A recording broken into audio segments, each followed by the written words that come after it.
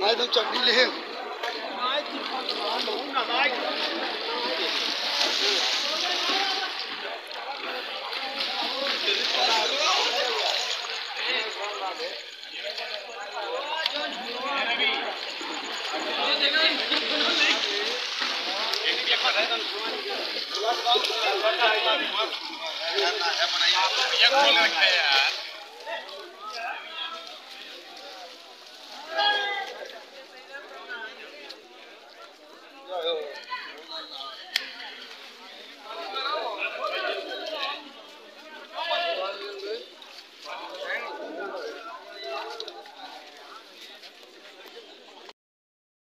Guys आपने देख लिया है सफ़र, आपको हम दिखाए हैं बैक कैमरा करके।